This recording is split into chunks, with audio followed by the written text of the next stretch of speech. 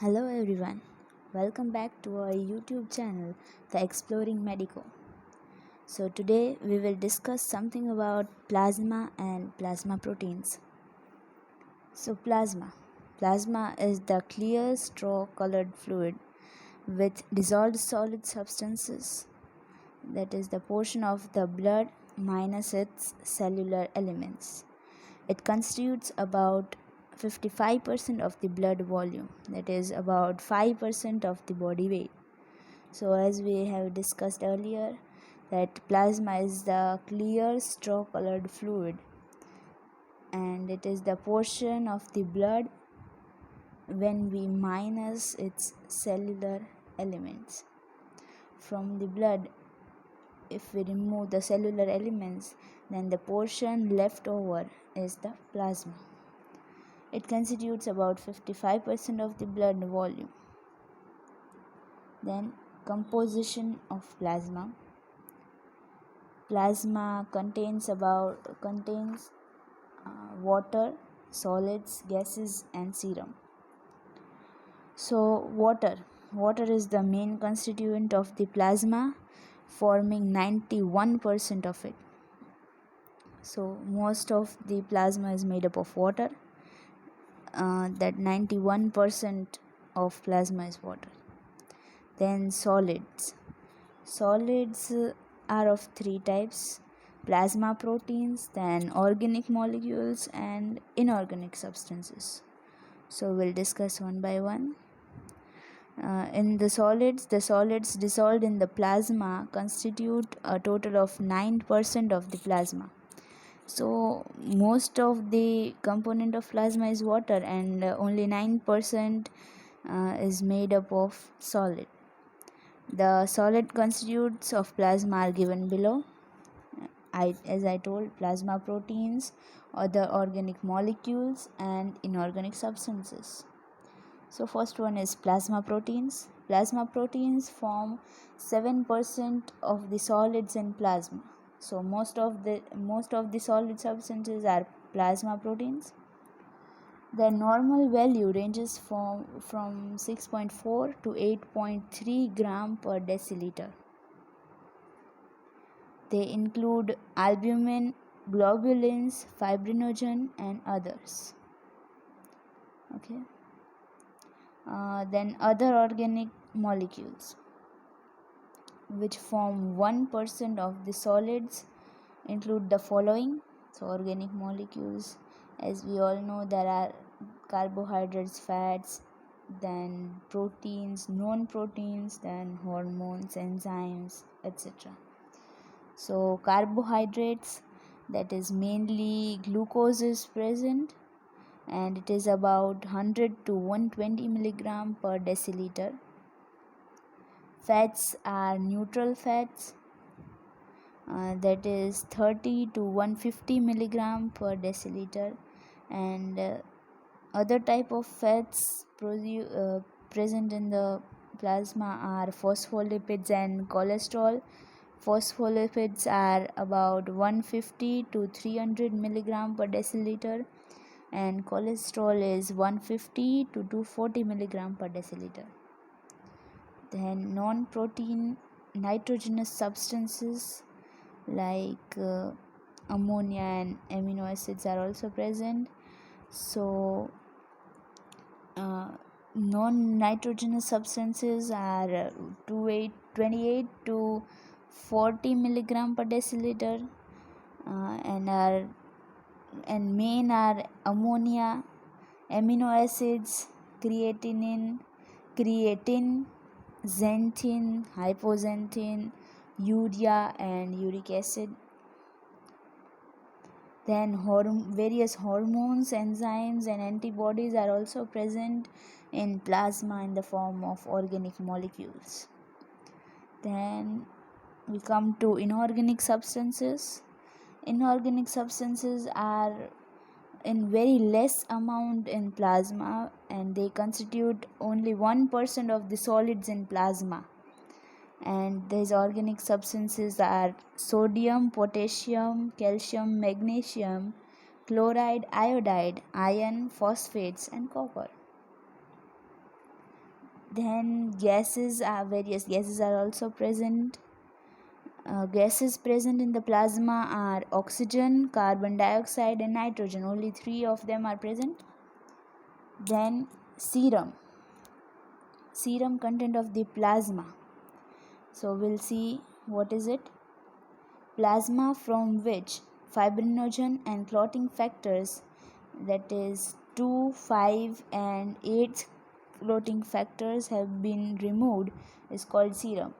So how is serum made? If we take plasma and remove the fibrinogen and clotting factors from it, then we'll get a clear serum. Serum is formed when the blood is allowed to clot in a test tube and the clot is retracted. So how is serum formed? As I said, when the blood is allowed to clot, if we keep or if we take some blood in the test tube and it is allowed to clot, then blood cells will settle down in the test tube and will get the serum on the top. Serum has a higher serotonin content because of the breakdown of platelets during clotting factors.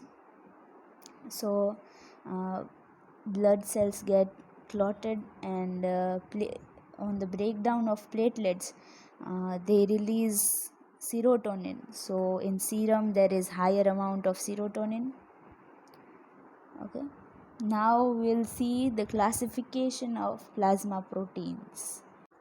So plasma proteins form the major solid constituent of the plasma, as we discussed earlier. The total plasma protein concentration is 7.4 gram per deciliter, which ranges from 6.4 to 8.3 gram per deciliter. So total plasma concentration is this. Presently, more than 100 types of plasma proteins have been identified. The original classification is based on the classical method of precipitation of salts as described by Ho. So we follow the original classification which is described by Ho. By electrophoretic techniques, the globulins have further subclassified. There are three types of cells in plasma protein, that is albumin, globulin, and fibrinogen, and these globulins have also been further subclassified by the method of electrophoretic techniques. Based on this, the important fractions of plasma proteins are given below, that is albumin, globulin, and fibrinogen. Albumin constitutes of 4.8 gram per deciliter. Globulins are 2.3 gram per deciliter, and globulins are further classified into four types, that is alpha 1 globulin, alpha 2 globulin, beta globulin, and gamma globulin. And then the third one is fibrinogen, which is 0.3 gram per deciliter. Then we'll see the features of individual fraction of plasma proteins one by one. So first one is albumin. Plasma levels are 4.8 gram per deciliter, that is ranges from 3 to 5 gram per deciliter. Molecular weight of pre-albumin is 60,000, and after maturing it becomes albumin from pre-albumin, and its molecular weight is 69,000.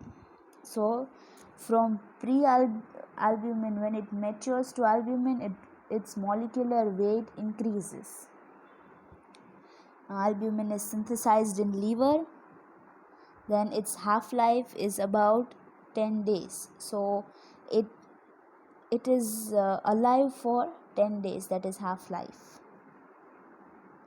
Then globulins, its plasma levels are 2.3 gram per deciliter, that is it ranges from 2 to 3 gram per deciliter. Then molecular weight varies from 90,000 to 156,000. So there are many types of globulins. So according to their types, their molecular weight is different, and it ranges from 90,000 to 156,000. And its types include alpha 1, alpha 2, beta 1, beta 2, and gamma globulins. Forms of globulins are glycoproteins. They consist of carbohydrates and proteins, as the name suggests, glycoproteins, that is carbohydrates plus protein. Then lipoproteins constitute of globulin and lipids. Lipoproteins, it is globulin and lipids. It has got the following subtypes. There are two types, HDL and LDL. We'll learn it in biochemistry further. But HDL is high density lipoproteins. These are alpha proteins which contain 50% protein with large amount of cholesterol and phospholipids. They have large amount of cholesterol and phospholipids, so they are useful. Then low density lipoproteins, these are beta lipoproteins and contain large amount of glycerides. So HDL consists of large amount of cholesterol and phospholipids, while low density lipoproteins consist of large amount of glycerides. Then there are another third type, that is very low density lipoproteins, VLDL. These are also beta lipoproteins and have higher proportion of fat in the form of triglycerides or cholesterol. So as we all know, it has large amount of fat in the form of triglycerides or cholesterol. Then it is Kylomicron. It contains 98% glycerides, and it is synthesized in the intestine following a meal. When we eat or consume meal, then it is synthesized in the intestine after that. Then transferrin. Transferrin is an alpha 2 beta globulin having molecular weight of 90,000. It has the specific property of ion binding and thus helps in the transport and storage. So it has the property of binding to ion, and thus it helps in transport and storage. Each molecule of transferrin binds 2 atoms of ferric ion. So one molecule of transferrin binds with the 2 atoms of ferric ion. So 2 atoms of transferrin binds with 4 atoms of ferric ion. Then heptoglobin. Heptoglobin is an alpha 2 globulin having molecular weight of 90,000. It forms stable complexes with free hemoglobin. So it makes complexes with free hemoglobin. Then celluloplasmin. Celluloplasmin is an alpha 2 beta globulin having a molecular weight of 16,000. It binds with copper and helps in its transport and storage.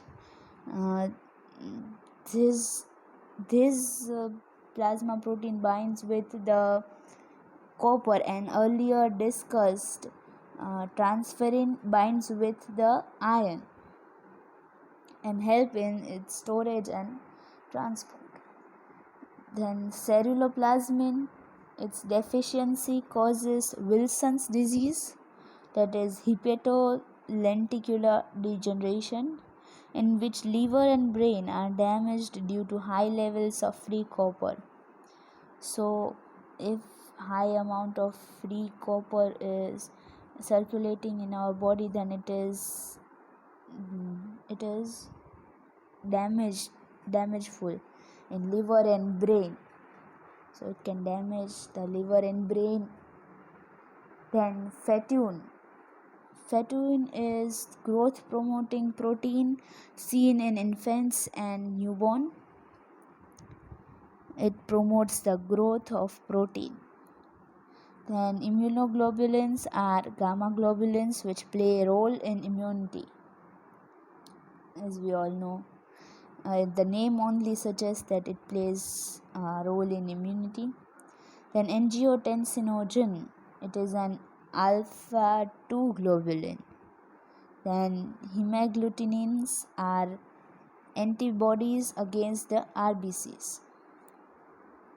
Then third one present in the plasma protein is fibrinogen. Fibrinogen plasma levels are 0.3 milligram, not 0.3 milligram, it is 0.3 gram per deciliter. Then molecular weight is 500,000, so it is 5 lakh. Synthesized in the liver.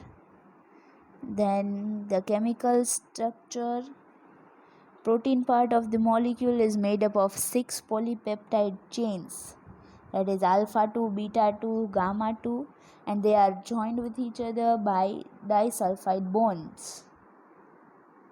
Then its main function is of clotting. It works as a clotting protein. Then the fourth one in the plasma protein is prothrombin. Plasma levels of prothrombin are 40 milligram per deciliter. Its molecular weight is 68,000. It is synthesized in the liver, and its synthesis is promoted by vitamin K. So if vitamin K is present, then it can increase its synthesis in the liver. Then properties of plasma proteins. There are 8 properties, main 8 properties of plasma protein. We'll discuss it one by one. So first one is molecular weight. Plasma proteins are large molecules with the following molecular weight. Albumin's molecular weight is 69,000. Globulins from 90,000 to 156,000. 1,56,000. Then fibrinogen, that is 5 lakh. Its molecular weight is much higher than all. Thus, the fibrinogen has got the highest molecular weight. Relative size and shape of different plasma proteins are shown in the figure. As we all can see that albumin is oval in shape, then beta globulin is much longer than that, then gamma globulin, that is a rod-like structure, and fibrinogen having the largest molecular weight. So its structure is much bigger than all the 3 The second property is osmotic pressure. The plasma proteins exert an oncotic pressure of about 25 mmHg. So its osmotic pressure is 25 mmHg. Then specific gravity of plasma proteins is 1.026. These all are very important questions, so we'll have to remember it. Then the fourth property is isoelectric point. Proteins can ionize either as acids or as bases owing to the fact that the side chains of their constituent amino acids contain a selection of amino group and carboxyl groups. So proteins can either be acids or can be base, and side chains of their constituent amino acids. So as we all know, protein is made up of amino acids, so the side chains contain a selection of amino group and carboxyl groups, amino group NH2 and carboxyl group COOH. At an intermediate pH specific for each protein, the protein molecules carry equal number of positive and negative charges and hence have a zero net charge. At an intermediate pH means at normal pH the protein molecules carry equal number of positive and negative charges, so equilibrium is maintained and hence have a zero net charge. So there is no any kind of charge and it is neutral. This pH value for electrical neutrality of the molecule is known as the isoelectric point. So as mentioned above, there is no any kind of charge, so there is electrical neutrality, and it is due to the intermediate pH of the protein molecules. So this pH value for electrical stability of the molecule, it is known as isoelectric point. Then electrophoretic mobility. The proteins act as anions in alkaline solutions and as cations in acidic solutions. So for anions, it acts as anions in alkaline solutions, as cations in acidic solutions. Because of this property, they possess electrophoretic mobility. So this equilibrium is then maintained and they possess electrophoretic mobility of ions. And then precipitation by salts. Proteins can be precipitated by different concentrations of salts. This property of proteins is utilized for their separation by precipitation method. So proteins can be precipitated by different concentration of salts. So various concentration of salts are added to it, and so these proteins can be precipitated. This property of proteins is utilized for the separation by precipitation method. So by the method of precipitation, we can separate each and every type of protein present in the plasma due to their property of precipitation. Ammonium sulfate solution is utilized to precipitate the plasma protein fractions in different strengths. So let's know what is it. Albumin is precipitated by full saturation. Then globulins are precipitated by half saturation. Among the globulins, there is a fraction which can be precipitated by 1/3 saturation with ammonium sulfate and is termed euglobulin. So among the globulins, there is a fraction which can be precipitated by 1/3 saturation and with 1/3 saturation with ammonium sulfate and is termed euglobulin. So as we all have seen, globulins are of many types. So some are precipitated by 1/3 saturation with ammonium sulfate and they are specifically termed euglobulin. The rest is called pseudoglobulin. Okay. Then fibrinogen is separated by 1/5 saturation with ammonium sulfate.